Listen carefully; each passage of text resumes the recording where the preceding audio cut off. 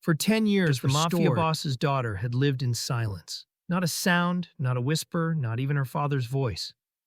In a mansion where every secret was guarded by guns and gold, silence wasn't peace, it was punishment.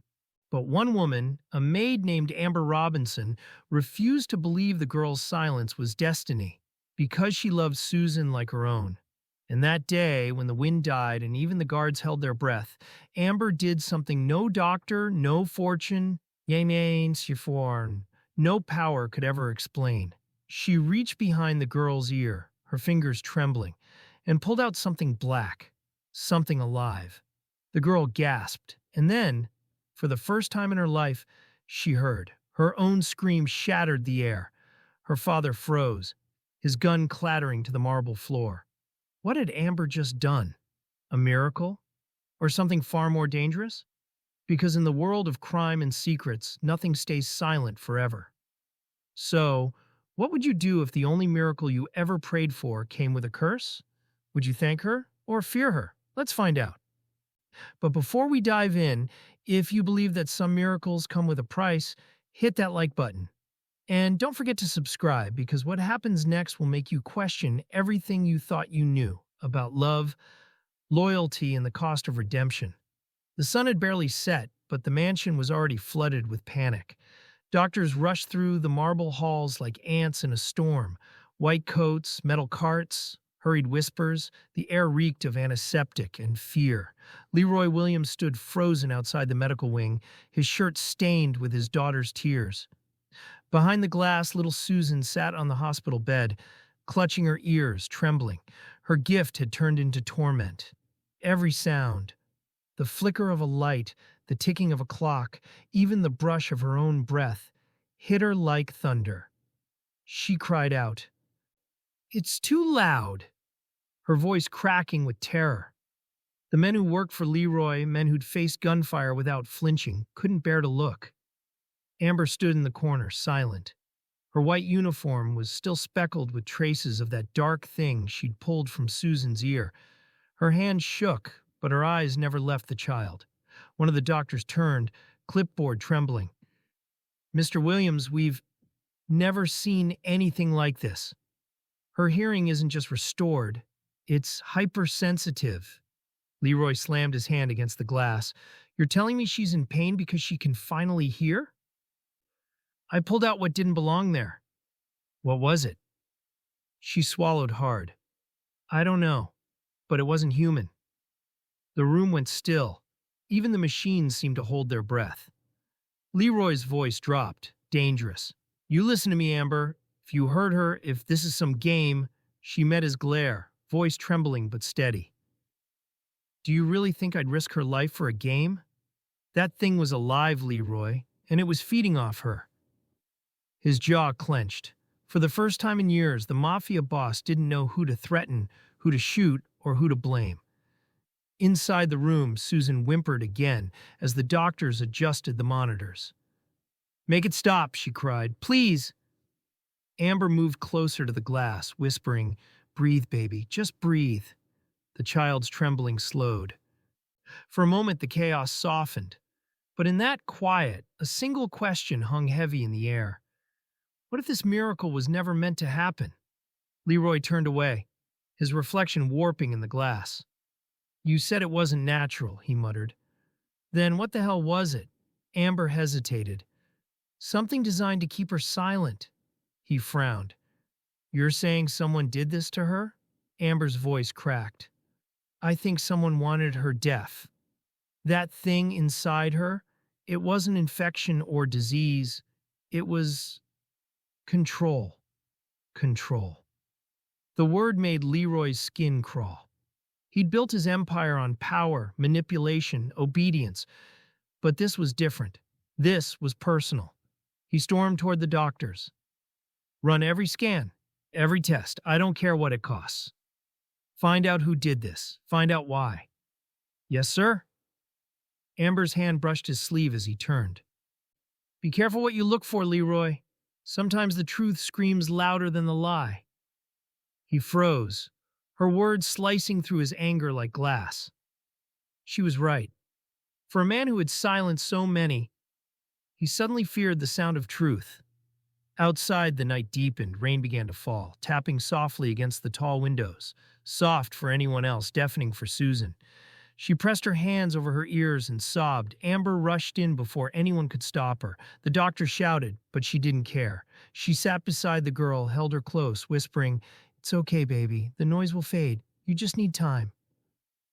Leroy watched through the glass, his heart a war zone. For years, money had been his solution to everything. Guns, deals, silence. But now? All the wealth in the world couldn't fix what this woman had unleashed, or what his enemies had done to his child. Amber looked up from the bedside and met his eyes through the glass. "She'll be okay," she said softly, almost pleading. He didn't answer, because deep down he wasn't sure she would. And as lightning cracked across the sky, Leroy's reflection flickered in the window, powerful, untouchable, yet more afraid than he'd ever been. He whispered to himself, "Miracles have a price, and I think we're about to pay for it." But what do you think? Was Amber's act a blessing or the beginning of something worse? Tell me in the comments, what would you do if your child's miracle came with a warning no one could explain? And before we dive deeper into the story, make sure you hit subscribe because the next part of this story will make you question where miracles end and manipulation begins. Night fell heavy over the Williams mansion. The rain had stopped, but the air still hummed with something uneasy, like the house itself was listening. Susan lay awake in her room, her tiny fingers tracing the pillow's edge. The lamp flickered, casting long shadows that crawled up the walls. Every creak, every breath, every drip of rain sounded too real, too sharp. And then she heard it, a whisper. At first it was soft, almost like wind slipping through a crack, then clearer, closer. "Susan!" Her eyes flew open. "Amber?" she whispered back, her voice trembling. No answer. Only that same voice again, hissing this time. "Can you hear us now?" Susan covered her ears, but the sound came from inside her head. She screamed. Moments later, the door burst open. Amber ran in, her face pale, breathless. "What is it? What's wrong?" "The voices," Susan sobbed. "They're whispering. They say my name. They won't stop." Amber froze. The monitors near the bed spiked with noise. She sat beside the girl, brushing her hair aside, and then she saw it. Faint branching lines, black veins, trailing just beneath the skin behind Susan's ear. Her stomach dropped. "Oh no." Susan clutched her arms tighter. "Make them stop, Amber, please." Amber's voice broke. "I will, baby, I promise." But even as she said it, she knew she didn't believe it. By the time Leroy arrived, the room was chaos again. Guards filled the hallway. Doctors scrambled for explanations that didn't exist. Leroy's eyes darted between his daughter's pale face and Amber's trembling hands. "What did you do to her this time?" Amber's jaw clenched. "Nothing, but something's wrong. Look behind her ear." He leaned closer, saw the faint black lines, and his blood went cold. "What the hell is that?" Amber hesitated. "I think it's coming back." Leroy's voice cracked through the room like a whip. "You mean that thing you pulled out of her?" Amber nodded slowly. He cursed under his breath and turned to his men. "Double the guards. I want cameras in every corner of this room. If she so much as twitches, I want to know about it." Amber grabbed his arm, desperate. "You can't just surround her with guns. This isn't something you can shoot, Leroy." He yanked his arm free. "Then tell me what it is." She didn't answer, because she didn't know, at least not yet. That night, while the mansion buzzed with guards and silent dread, Amber sat alone in her quarters. The old laptop on her desk flickered to life, its fan whining under the weight of hidden files she swore she'd deleted years ago. She typed a single name into the search bar. Project Seraph, and there it was, fragmented documents, half-burned scans, redacted lines she could almost hear screaming from the page. Auditory neural conditioning, prototype alpha, Subject age 3. Host compatibility 82%. Designed for behavioral suppression. Her hand trembled. The dates matched. The clinic matched. The funding source, Williams Biomed Corporation. Her breath caught. Leroy's own company, his empire of legitimate research. The same lab she'd fled when she realized what they were really doing. "Oh, God," she whispered. "They used his daughter."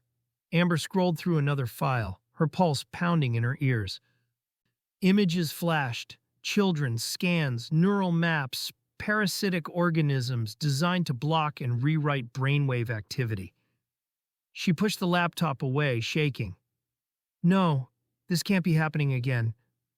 But deep down she knew it was. Across the hall, the camera lights blinked quietly.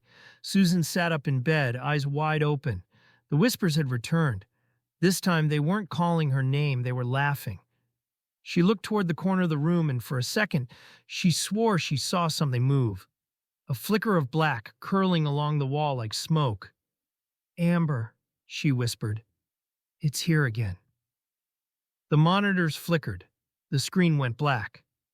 Somewhere down the hall, Amber stared into the glow of the laptop's final message before it crashed. Subject awakening imminent. Her blood ran cold. She turned toward the door, whispering to herself, "What have they done to you, baby?" And dear viewers watching this, what do you think she should do now? Tell the father the truth and risk her life, or keep the secret and try to save the child alone? Drop your answer below, because next time we go deeper into the secret that made a child deaf and a father blind to the truth. Hit subscribe, because the whispers are just getting started. The storm rolled in after midnight. Thunder cracked over the mansion, shaking the glass chandeliers and rattling the silverware in the long, empty kitchen. Amber stood by the window, the only light coming from the dim blue glow of the security monitors. Outside, lightning cut across the sky like a wound. Every few seconds, she could see the guards pacing through the courtyard. Leroy's men. Watching. Listening. She wasn't supposed to be awake. But sleep had become impossible. The kitchen door slammed open. Leroy Williams stepped in, his silhouette framed by the lightning flash behind him. His hair was slick from the rain, his shirt unbuttoned at the collar, and his expression cold enough to freeze fire. He dropped a folder onto the counter. Papers spilled out, photographs, medical reports, old ID badges. Amber didn't move. She didn't need to. She already knew what he'd found. "You want to explain this?" he said quietly. Amber stared down at the documents. Her face, younger, printed beside a company logo she'd hoped she'd never see again. Neurodyne Biosystems. "Your men work fast," she said softly. "They work for the truth," Leroy snapped. "And the truth is, you used to work for them." He pointed at the logo. "The same lab that built those experiments. The same one tied to Mafia money.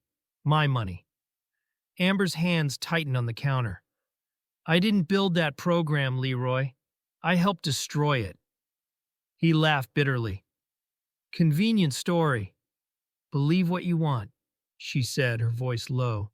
"But I know what they were doing, and I know what's happening to your daughter." Leroy's eyes flashed. "My daughter was fine until you put your hands on her." "No," Amber whispered, trembling. "She was never fine. You just couldn't hear it." For a moment, neither spoke. The only sound was thunder and the faint hum of the refrigerator. Then Amber reached for one of the old photos and slid it across the counter toward him. In it, 3 children sat on metal gurneys, their heads wired to machines, tubes in their ears, their eyes wide, terrified. One of them couldn't have been older than Susan. Leroy stared at it. "What the hell is this?" "Test subjects," Amber said. "They called it Project Seraph. They said it was to cure hearing disorders, but it wasn't about healing. It was about control." He looked up, his face unreadable. "Control? They engineered parasites," Amber continued, her voice breaking. "Living organisms that could alter brainwave frequencies, suppress emotion, obedience, memory. They were meant to be implanted young so the host would never know. But something went wrong. The prototypes bonded too deep. Her voice faltered. I saw it, Leroy. I heard it. She closed her eyes. The memory came back like smoke. A dark room. A child strapped to a bed, monitor screaming. The boy's voice tore through the air. I can hear it. I can hear the dark. Before his body went still, the sound that followed wasn't human. Amber had run that night. She'd taken everything she could, research, samples, names, and burned the rest. And for years she'd prayed she'd destroyed it all. Until Susan Williams started hearing whispers. When she opened her eyes again, Leroy was staring at her, disbelief mixing with something else. Fear. You're telling me my daughter's deafness was manufactured? Amber nodded. It was the only thing keeping the parasite quiet. The silence suppressed its connection. But when I pulled that thing out, she swallowed hard. I woke it up. Thunder rolled again, louder this time, shaking the window panes. Leroy stepped closer, his voice low. You knew this could happen. I hoped it wouldn't. You lied to me. I saved her. Amber's voice cracked through the kitchen. You think I'd risk my life for a lie? I've been running from that lab for years, Leroy. I thought it was gone. Until I saw your daughter's medical file. He looked away, rage and confusion tearing through him. So, what now? You want me to believe she's infected with something that's, what, alive? Amber whispered, not alive. Awake. He turned sharply.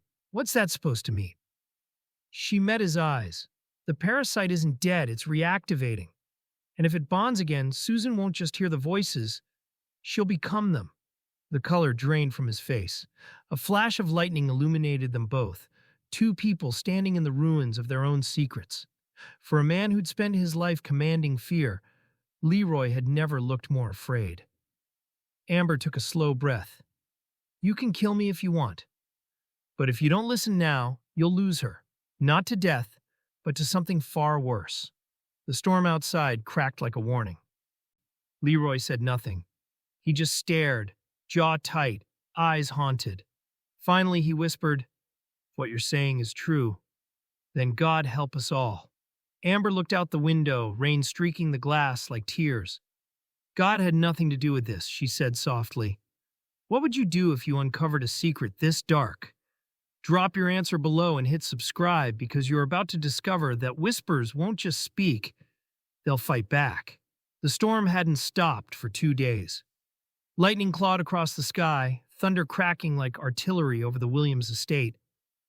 Inside, the mansion groaned under the weight of wind and secrets. Susan sat up in bed, her small hands trembling against the blanket. The rain tapping the window sounded like whispers, hundreds of them, each one calling her name. She turned her head slowly toward the mirror. The reflection blinked a second too late. Then it smiled. Susan gasped. Amber, she whispered, is that you? The reflection tilted its head. Amber lied. Her heart lurched. No. She put us here, the voice hissed inside her head. She made us. Susan clutched her ears. Stop! But the voices only grew louder. Amber burst through the door moments later, soaked from the rain, eyes wild. Susan, baby, what's wrong? Susan backed away, shaking. Don't touch me. Amber froze. Sweetheart, it's me. You're safe. Susan's lip quivered. The voices said you lied. Amber's stomach dropped. What voices? They said you put it in me, the black thing. You made it grow. Amber took a cautious step forward. Susan, listen to me. That's not true. The girl's breathing quickened, her pupils dilated, and a faint glow, soft, unnatural, flickered in her eyes. Then, one by one, the lights in the room began to flicker too. Amber whispered, Oh, God. The lamp by the bedside exploded. The curtains trembled, though no wind touched them. Books slid off the shelves. The air hummed like electricity before a storm. Amber reached out, her voice shaking. Susan, focus on my voice. You're stronger than this. But Susan's head tilted, and a strange smile crept across her face. You sound scared. That wasn't her voice anymore. Who's there? Amber demanded. A low laugh echoed from nowhere and everywhere. We were here long before you, Amber Robinson. You just woke us up. Amber's pulse thundered in her ears. No, you're not real. Then why can you hear us? The window behind Susan cracked. Lightning flashed outside, illuminating the black veins crawling up her neck. Down the hall, Leroy heard the scream. He grabbed his gun and stormed toward the room, his men trailing close behind. When he threw the door open, the air inside shimmered with energy. Paper swirled through the air. The chandelier above creaked violently, and in the middle of the chaos stood Amber, hands raised, pleading, while his daughter's hair floated as if underwater, her eyes glowing like dying stars. "What the hell is happening?"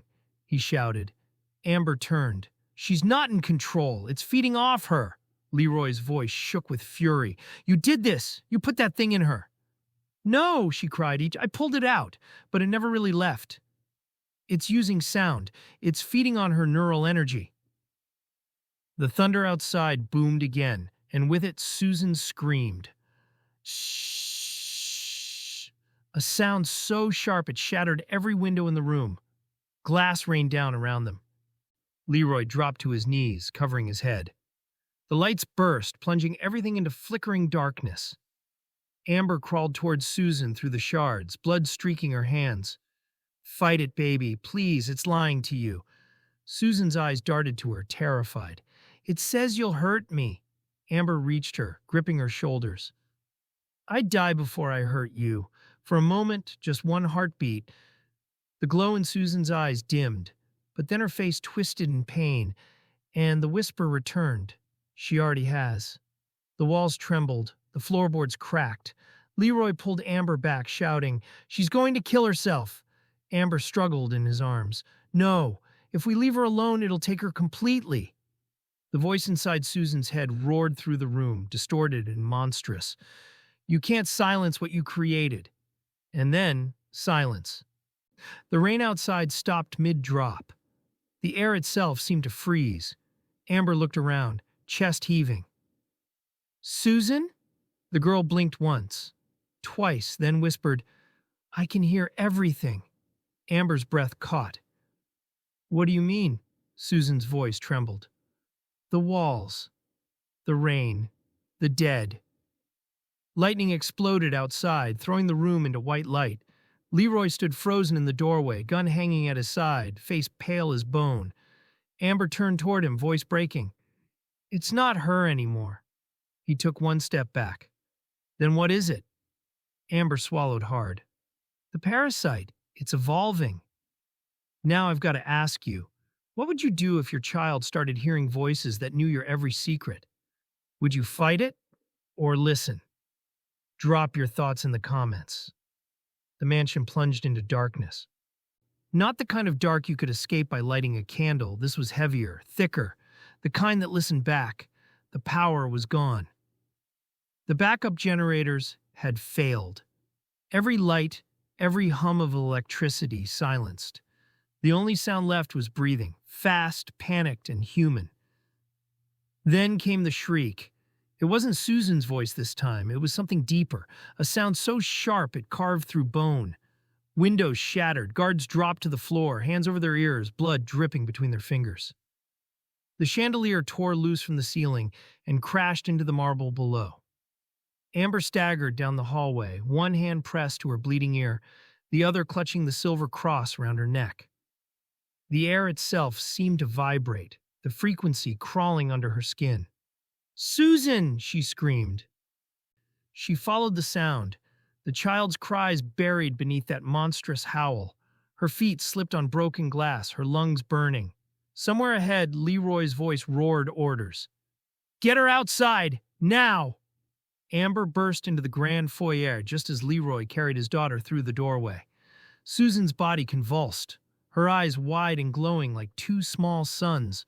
The storm outside painted the courtyard in flashes of blue and white. "Put her down!" Amber shouted. "It's reacting to the noise. It's feeding." Leroy spun on her. "What the hell are you talking about?" "The sound," she cried. "It's what gives it power." Another shriek tore through the air. The marble cracked under their feet. Every sound in the world, the rain, the thunder, the trembling of the earth, seemed to echo from inside Susan's chest. And then Amber saw it. The skin behind Susan's ear bulged and split open like a wound made of light. Something black and slick pushed through, coiling, alive. The parasite. It was bigger now, pulsing with rhythm, its surface rippling as if drinking in every vibration around it. It turned toward Amber and screamed. The sound hit her like a wall. She dropped to her knees, the cross slipping from her hand, blood streaking her neck. Leroy aimed his gun. "Stay back!" Amber forced herself upright, shouting over the noise. "You can't shoot it! It's not flesh, it's frequency!" The creature lunged toward the sound of his voice. He fired anyway. The bullet passed through it, the echo feeding it instead. The parasite grew brighter, thicker, the air around it bending. Amber's eyes widened. "Stop! Every sound you make, it's eating it!" Leroy froze. For the first time in years, the man who commanded death couldn't move. His daughter's screams had stolen every ounce of power he'd ever had. Amber crawled toward them, hand trembling. The cross glinted on the floor, catching a sliver of lightning. "Please, God," she whispered, "forgive me for what I have to do." She grabbed the cross and staggered to her feet. The creature's focus snapped to her, twisting midair. A black storm of sound and motion. "Amber!" Leroy shouted. "No!" But she was already moving. She reached Susan, pressed her hand against the child's trembling face, and drove the silver cross straight into the parasite's center. The sound that followed was not of this world. The parasite screamed, metallic, furious, desperate, as its body cracked and folded inward. Black smoke erupted, curling around Amber's arm, burning through her skin. She held on tighter, teeth clenched, whispering through tears, "You can't have her." And then, silence. The parasite burst into ash. The courtyard filled with the smell of ozone and blood. Susan went limp in her father's arms. Amber collapsed, the cross still glowing faintly in her burned hand. Leroy fell to his knees beside his daughter, shaking. "Susan, baby, talk to me." She stirred weakly, her lips moving. "Daddy?" He exhaled like he'd been drowning for years. "I'm here," Amber coughed, her voice barely audible. "She's safe, for now." Leroy turned to her. You killed it." Amber looked up at him, her face pale, her eyes heavy. "No, Leroy, I stopped it." He frowned. "What do you mean?" Her gaze shifted to the black burn spreading slowly up her wrist. "It's not gone. It just changed hands." He froze. Amber smiled faintly, tears mixing with the rain. "Now you finally believe me." She fell unconscious, the cross clattering to the stone beside her. Leroy lifted her head gently, staring at the sky as thunder rolled overhead. For the first time in his life, the king of noise was afraid of silence.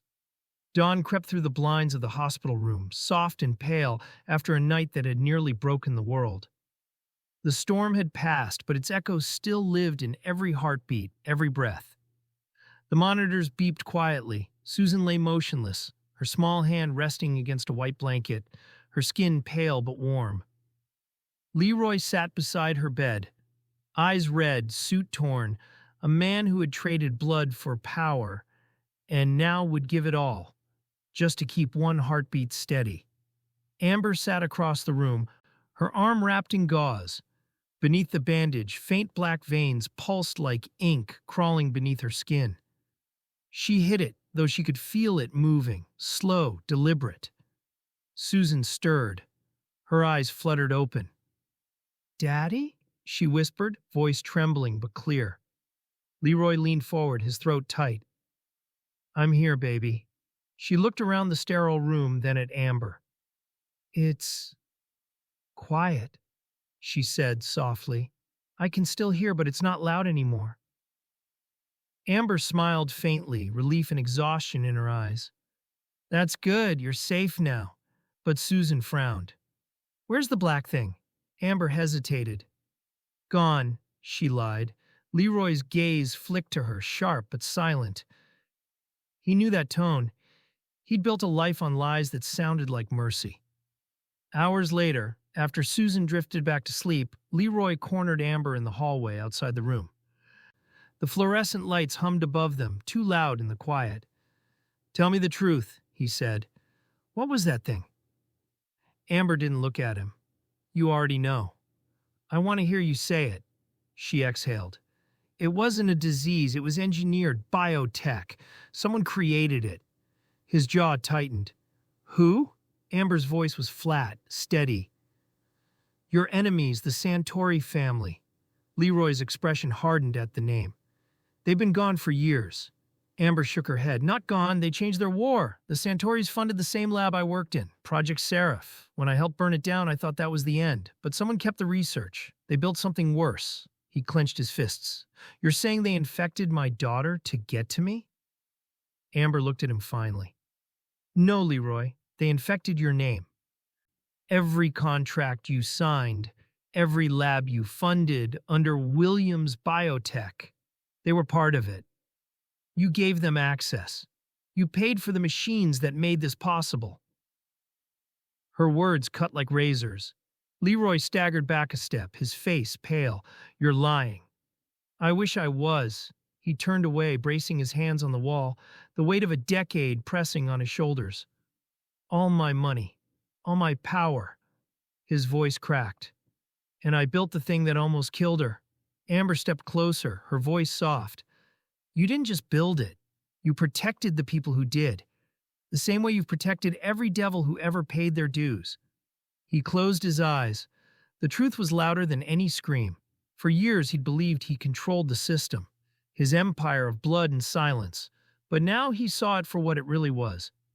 A parasite of its own, feeding on everything he loved. Inside the room, Susan whimpered in her sleep. Amber moved to check on her, brushing a hand over her forehead. The black marks on her arm pulsed harder, burning beneath the skin. She winced but didn't pull away. "She's getting better," Leroy said quietly behind her. Amber nodded. "She will, as long as the noise stays away." He frowned. "Noise?" She met his eyes.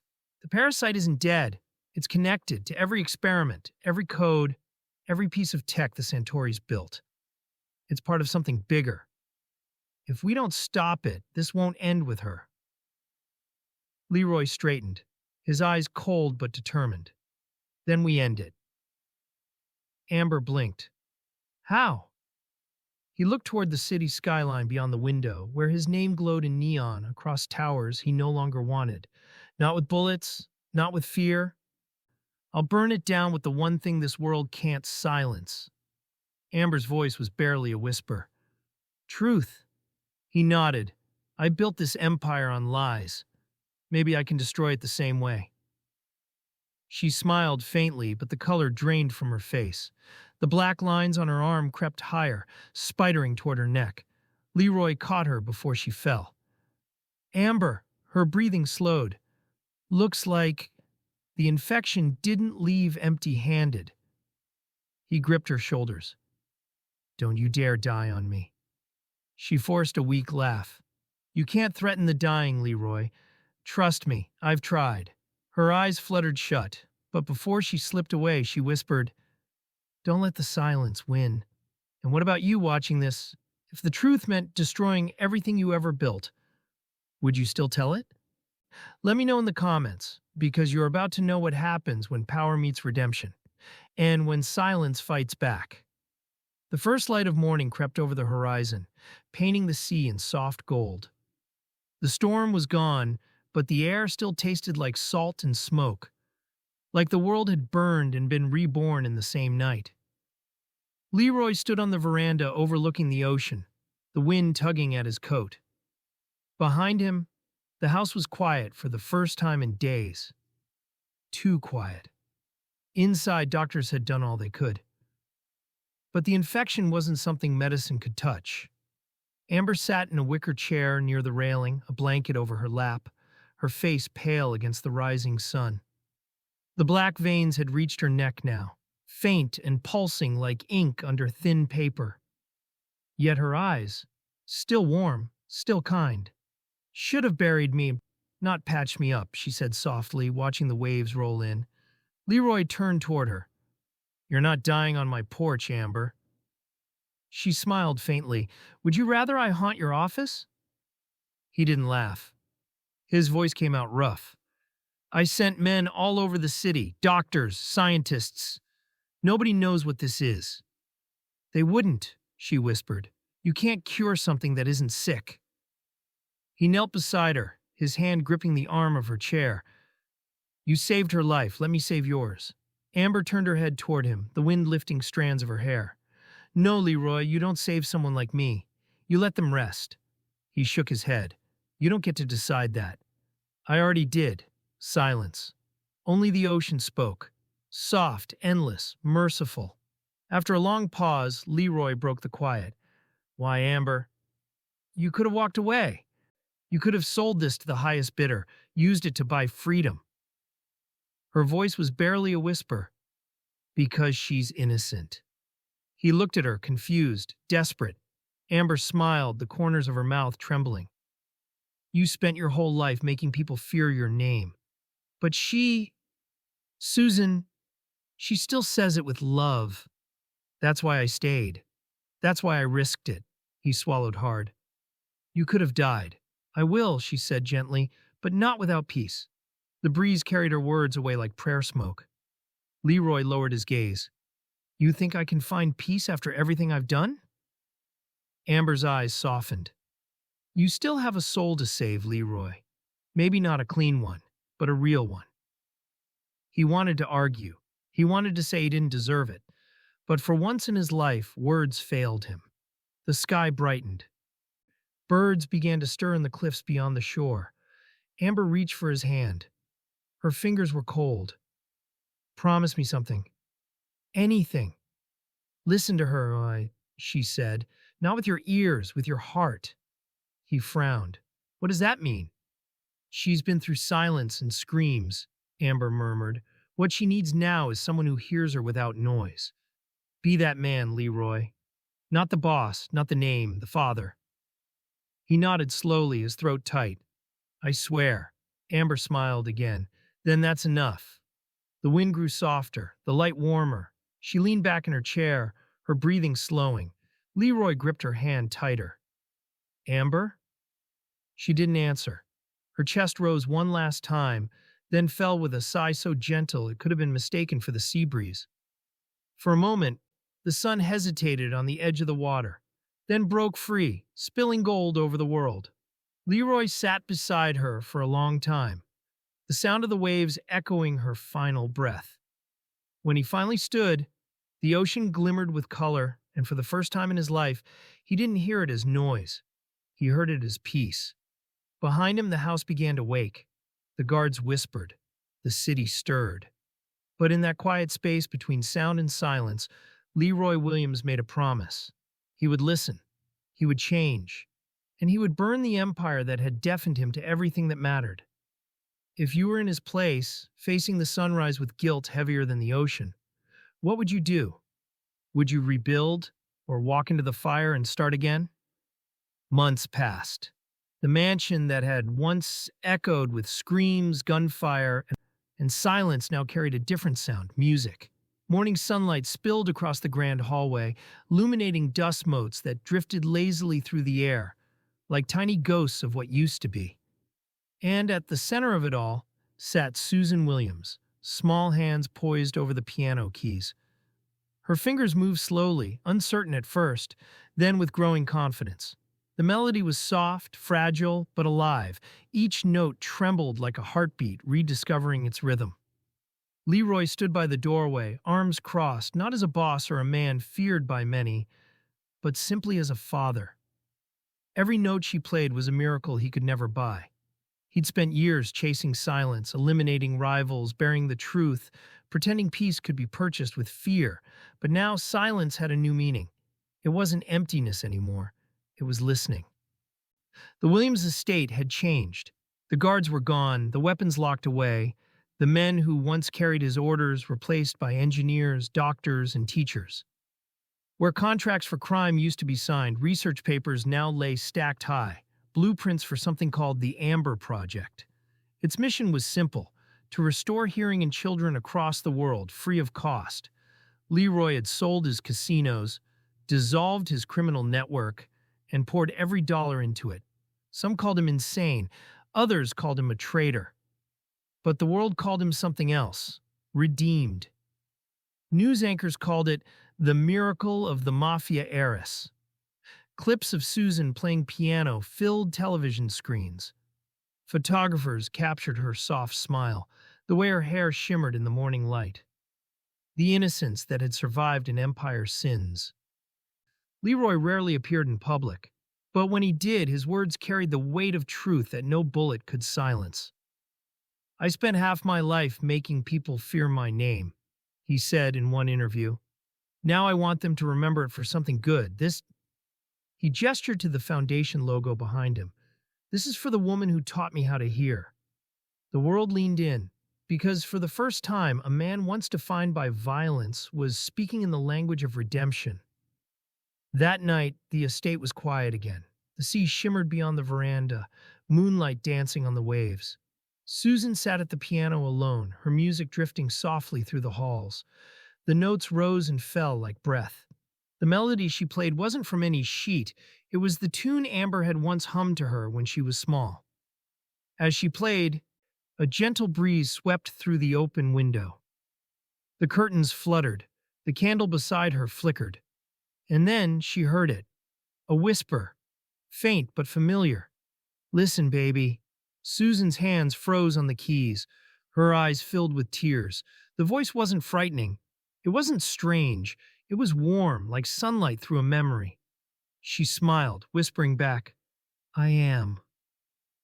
Outside, the wind rustled through the trees like applause. Leroy found her moments later, still seated at the piano, her eyes closed, her fingers resting on the final note. "What are you playing, sweetheart?" he asked softly. She looked up, smiling. "Something Amber taught me." He nodded, his heart heavy and light all at once. "It's beautiful." Susan tilted her head, listening to the sound of the waves beyond the walls. "Do you think she can hear it too?" Leroy hesitated, then smiled. "If anyone can, it's her." They sat together in the fading glow of the candles, father and daughter, once bound by silence, now united by sound. The piano's final note lingered in the air, drifting out into the night, across the sea, carried by the wind. Somewhere, maybe far away, maybe not at all, the whisper returned, soft, certain, eternal. "I'm proud of you." And for the first time, Leroy didn't look to the past or the crimes he'd buried beneath marble and money. He looked forward, to the sound of a world he was finally ready to hear. Because sometimes redemption doesn't roar. Sometimes it plays quietly on a piano in a house that used to be full of ghosts. If this story touched you, if you believe that even the darkest hearts can find their way back to the light, share this moment. Comment what you think redemption sounds like. And remember, sometimes the loudest miracles begin in silence. Our next story will keep you glued to your screen. Don't forget to hit the subscribe button, or you might not see us again.